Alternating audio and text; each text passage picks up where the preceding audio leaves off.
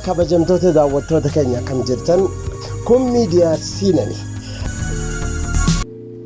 seenaan sinitti maa jirru saayikooloojistoota fi ogeessota garaagaraatiin kan mirkanaa'e lammii dhalachuu namni hin danda'a kan jiru irratti ilaalcha amantaatiif gama saayikooloojistootaan yoo ilaalamee jireenya amantaa keessatti namni lammiin dhalatu jireenya bara baraa dhaala malee kan jiru yoo ta'u saayintistootii fi akkaataa itti ragaaniif DNA garaagaraa qorachuudhaan kan hin ragaame garuu namni tokko lubbuudhaan darbee lammii dhalachuu hin danda'u. Maal kana qofaree namni dhalate kun dhaloota isaa darbe keessatti waan tureef seenaa isa ragee kan yaadatuu fi maal akka dabarse sadarkaa akkamiitiif wantoota garaagaraa kan mirkaneessu argachuu isaati. Atoo waan jireenya kee keessatti lammii dhalatte sitti fakkaatee sitti dhaga'amee hin beekaa? Addunyaa biraarra waan jirtu yookaan immoo addunyaa biraa keessa akka turtetti yaadattee ni beektaa? Ati jireenya meeqaffaa dhalatte? Seenaa kana kan jalqabnu paayileetii kan turee fi lola addunyaa lammaffaa irratti kan du'e James Irraati.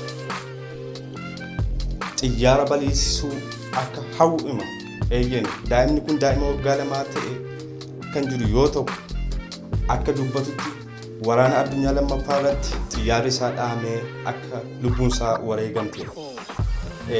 Abbaan isaa seenaa namicha isaatiin maqaa isaa duraa kana yoo ilaalanii dhammaatii kana qoratanii kan irra ga'an James seenaa dubbataa jiru wajjin dhugaa ta'uu isaati. James xiyyaara baliisisuu wantoota lola sana irratti ta'anii fi haala seenaa isaa kanaan duraa sana hunda isaa dubbatee ture. Barruulee garaagaraa yeroo sana ba'an irras gaafa ilaalame jedheeru kan mirkanaa'e kanadha. Daa'imummaa ishee he loved them. Eessa jiru maatiin koo jechuudhaan. Yeroo mara isin maatii koo miti. Maatiin kan koo isaan kan biraadha. Asitti isin dhalanne biyya kana keessa hin beeku jechuudhaan dubbatti. Maatiin ishee akka oomisha sandalii yookaan immoo urgooftuu oomishanii fi magaalaa keessa jiraatan keessatti beekamtii akka qabaniif abbaa qabeenyaa ta'anidha kan isheen dubbattu. Eenyu shamarreen kun? Abbaa ishee Jiinas abbaan ishee kan jedhamee waamamu Jiinadaasaa kan ta'ee fi oomisha sandalii irratti kan hirmaate. Maatii ishee guutuu fi magaalaa keessatti beekamtii kan qaban. Jireenya ishee darbe keessattis kan isheen duute balaa tiraafikaa irra qaqqabeen ta'uu isaatu dubbatti. Kan isheen duute balaa tiraafikaa ishee irra qaqqabee yoo ta'u abbaan ishee oomisha sandaliitiin kan jiraachaa turanidha. Haaluma kanaan qorattoonnis yookaan immoo maatiin ishees gaafa maatii kanaan duraa qoratanii jedhan magaalaa sana keessatti oomisha sandaliitiin kan beekamu abbaan isaa Jiinadaasaa kan jedhamu ta'uu isaa irra ga'uudhaan dhaloota darbe keessatti kan duutee fi balaa tiraafikaatiin du'uu ishee mirkaneeffatan.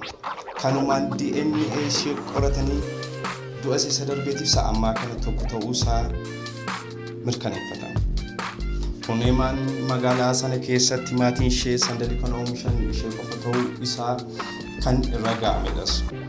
Seenaan ishee kan nama gaddisiisuu fi balaa tiraafikaatiin du'uu ishees immoo mirkaneeffatame sana yaadachuu isheetiin jireenya lammii kan eegaltee fi maatii biraa keessatti jiraachuu itti fuftee. Balaa tiraafikaa sanaanis qoma ishee irra dhaamuudhaan miidhaan guddaan kan irra qaqqabee fi godaannisee dhaloota ammaa irratti argamuunsaa uggum kan nama jechisiisudha. Baay'ee seenaa nama gaddisiisu.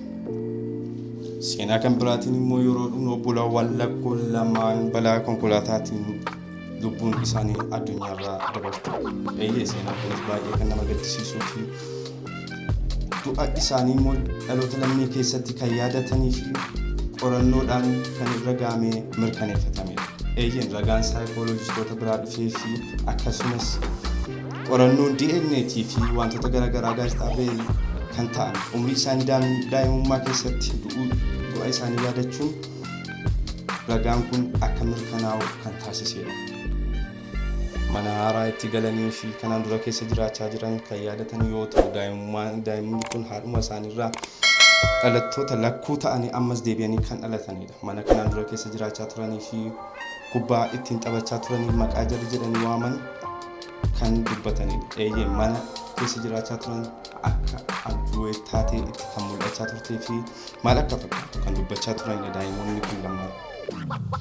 Har'aaf qophii keenya kanarratti xumurraa galatooma.